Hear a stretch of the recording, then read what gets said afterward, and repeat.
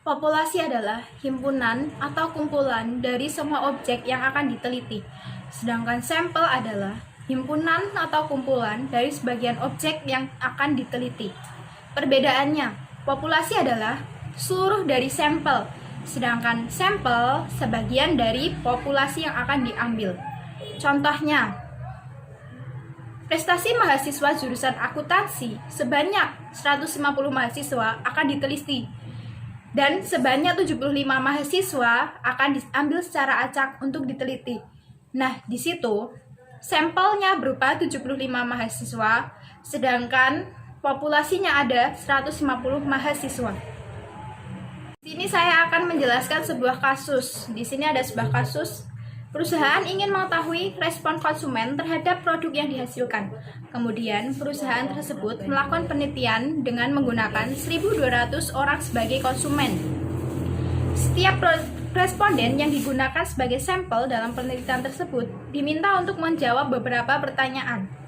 Jawaban dari konsumen tadi ditabulasi dan kemudian ditampilkan dalam bentuk tabel, grafik, ataupun gambar. Menurut saudara, penelitian perusahaan tersebut menggunakan statistika deskriptif atau statistika induktif. Hayo, siapa yang tahu? Ya, jawabannya, perusahaan tersebut menggunakan statistika deskriptif karena dalam penelitian tersebut, statistika deskriptif karena di tabel tersebut hanya menggunakan tabel, grafik, ataupun gambar. Di sana tidak menjelaskan beberapa tahap seperti menganalisis, mengevaluasi. Jadi tabel tersebut belum bisa menentukan keputusan sebuah perusahaan. Yang ketiga adalah perbedaan dari variabel diskrit dan variabel kontinu, dan menyebutkan contohnya. Variabel diskrit adalah variabel yang tidak dapat berbentuk pecahan atau bilangan atau biasa berbentuk bilangan bulat. Contohnya adalah mahasiswa Universitas Cedar Fakultas Ekonomi berjumlah 500 mahasiswa. Tidak bisa dibentuk dalam pecahan seperti 500,5 dan sebagainya. Sedangkan variabel kontinu adalah jumlah yang dapat dibilangkan dengan pecahan seperti berat badan, tinggi badan, semisal 186,5 atau 185,5. Yang nomor 4, buatlah suatu ilustrasi sebuah penelitian yang menggunakan metode statistika induktif. Contoh penghitungan indeks prestasi mahasiswa. Dimulai dari tahap awal pengumpulan data, yaitu mengumpulkan data dari nilai tugas, nilai UTS, dan nilai UAS mahasiswa A. Kemudian dikelompokkan tiap-tiap semester dan berbentuk indeks prestasi atau IP. Setelah itu, analisis nilai tersebut berdasarkan dengan kriteria seperti prestasi, absensi kehadiran, dan tingkat keaktifan yang dicapai mahasiswa selama berkuliah. Kemudian, nilai-nilai itu dikumpulkan dari semester 1 hingga semester 7 dan dijumlah. Setelah itu diambil kesimpulan dan pengolahan data di atas berupa indeks prestasi kumulatif. Yang kelima, soalnya begini. Suatu penelitian dilakukan untuk mengetahui hubungan antara laju inflasi dan pengeluaran masyarakat. Data mengenai laju inflasi menggunakan data inflasi yang diperoleh dari Badan Pusat Statistik. Sedangkan data mengenai pengeluaran masyarakat diperoleh menggunakan angket. Menurut saudara, mana data primer dan mana data sekunder? Jelaskan alasannya saudara. Nah, untuk jawaban nomor 5 ini, yang pertama, data primer dari penelitian tersebut merupakan data yang didapat dari hasil angket yang disebarkan ke masyarakat. Alasannya, data primer merupakan data yang diambil langsung dari sumbernya melalui angket ataupun survei. Jadi data primer itu kita harus survei dulu maupun melalui angket yang kita bagikan dari masyarakat langsung.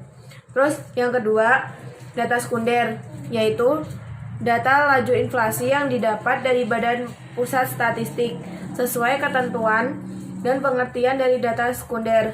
Data yang didapat dari lembaga atau pemerintah merupakan data sekunder. Nah, kalau perbedaan antara data primer maupun data sekunder ini, kalau data primer kan kita dapat data itu kan secara langsung. Nah, kalau data sekunder ini kita harus ada orang ketiga lah, pihak ketiga, kayak misalkan dari Badan Pusat Statistik kita ini sendiri. Jadinya kan kita minta ke Badan Pusat Statistiknya sendiri. Untuk nomor 6, dalam soal jelaskan struktur data interval, nominal, ordinal, dan rasio serta berikan masing-masing contoh data interval, nominal, ordinal, dan rasio tersebut. Untuk jawabannya, yang pertama, data interval adalah data kuantitatif yang mempunyai jarak yang sama dan tetap antara titik satu dan titik lainnya pada skala pengukuran. Contohnya suhu dalam derajat Celcius. Yang kedua, data nominal terdiri dari dua kategori, yaitu dapat diurutkan dan tidak dapat diurutkan. Contohnya jenis kelamin.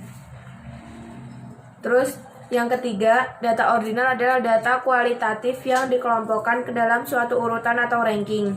Tidak bisa dioperasikan dalam bentuk matematis. Contohnya data mengenai jenjang pendidikan, mulai dari SD, SMP, terus SMA maupun SMK, terus dan perguruan tinggi. Untuk yang keempat, data rasio adalah data kualitatif yang mempunyai titik 0 dan rasio antara dua nilai data adalah bermakna. Misalnya, harga yang dinyatakan dalam bentuk rupiah. Jelaskan perbedaan antara data kuantitatif dan data kualitatif.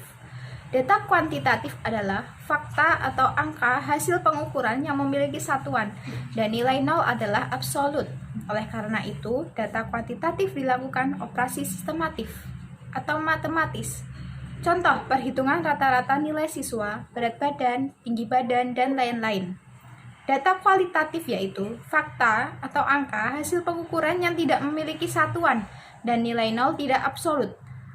Data kuantitatif biasanya digunakan dalam ukuran kategori, contohnya untuk jenis kelamin, tingkat pendidikan, status perkawinan, dan lain-lain.